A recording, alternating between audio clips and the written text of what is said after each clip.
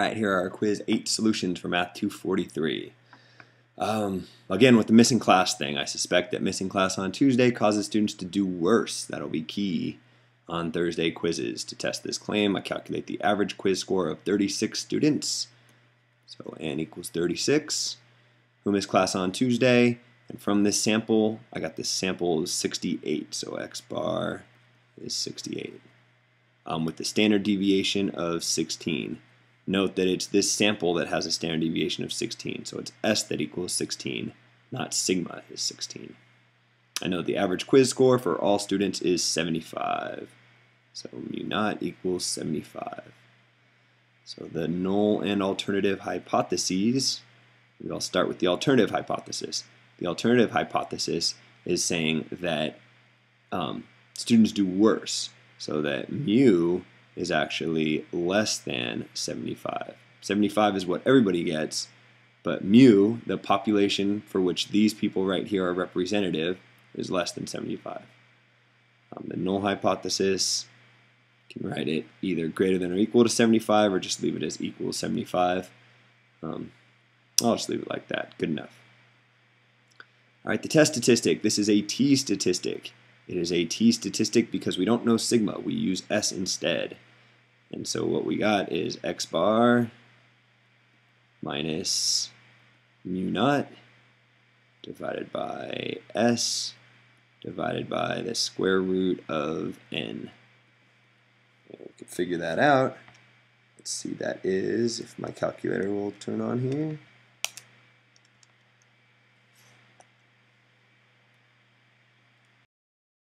.625. So we got a test statistic of 2.625. Now we got to sketch a graph of the normal distribution showing this test statistic and the critical value. Alright, so that's this story again. We got our distribution here. We know that it is a one-sided test, and since we got less than 75, it's left-tailed here. So our rejection region is somewhere on this side. See, 95% confidence tells us that this right here should be 5%. If you go into, well, n was equal to, what was it, 36? So if n equals 36, then we have 35 degrees of freedom. And if you go into your t-table with 35 degrees of freedom, then it'll tell you that you can go up 1.69 standard deviations to get 5% in that tail. So therefore we'd have to go down 1.69 standard deviations to get 5% in the left tail here.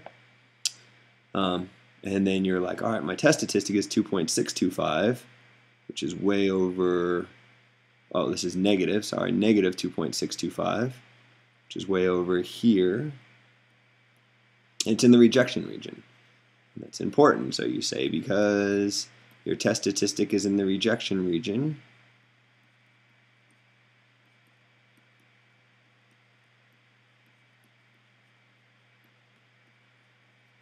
there is sufficient evidence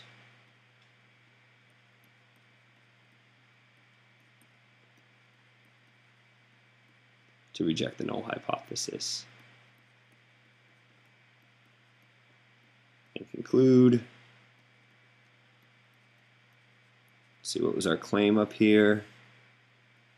And conclude that students do worse on their Thursday quizzes if they miss class on Tuesday. Conclude that missing class Tuesday leads students to do worse on Thursday quizzes.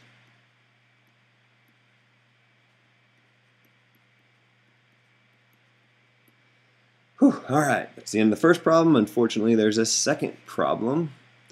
In the second problem, this is one of those where you have two samples and they're dependent. So I'm doing more on this missing class on Tuesday thing. Sorry if it gets kind of preachy here. But the idea is you have a bunch of students, and this is what they got on a quiz if they made it to class that week, or no, if they missed class, and this is what they got if they did not miss class. And here's the difference over here, how much their quiz grade decreased. That real quick. I had these backwards. I don't want to make it turn out that you do better if you miss class on Tuesday. Don't want class to be empty on Tuesday. So let's make this so this is the grade if you don't miss class, this is the grade if you do miss class, and then this is the difference, how much it goes down. All right, now we can state the null and alternative hypotheses. The null hypothesis, maybe H0 and H1. The null hypothesis is that mu of this column right here, mu of the difference, the decrease here, is just 0. That missing class makes no difference. Let's see, my alternative hypothesis would be that missing class makes you do worse. So mu sub d, the difference is a negative number. No, is a positive number. Easy to get these backwards and easy to write them really poorly. But the idea here is that my alternative hypothesis is that you do better over here than you do over here. So when you subtract these from these, you get positive numbers over here. So that mu of the difference here is greater than 0. Okay, calculate the test statistic. Let's see, this is a t statistic because we do not know sigma. We calculate sigma right here. So we got t is equal to this 2.7. So maybe I should label these. This guy would be x bar, and this guy would be s. 2.7 minus 0 divided by 3.85 divided by the square root of n. And if you put that into a calculator, you get 2.218 as our test statistic. Alright, so sketch a graph of the normal distribution showing the test statistic and the critical value for 95% confidence. So we can do that. Let's see, this is a one-tailed test, and our hypothesis is that mu of d is greater than 0. So I'll set up a tail over here, and I want this area to be whatever alpha is, 95% confidence, so it's 5%. Let's see, we have 9 degrees of freedom, and alpha is 5%. If you go into a t-table, you find that value to be 1.833. And once you get that, you look at your test statistic and you note that it's over here. 2.218 is greater than 1.833. So because the test statistic is in the rejection region,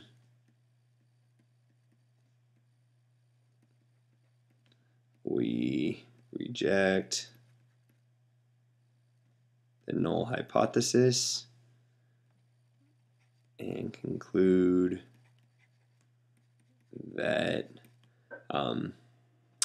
see, how should I write this? And conclude that the difference in your scores, that the difference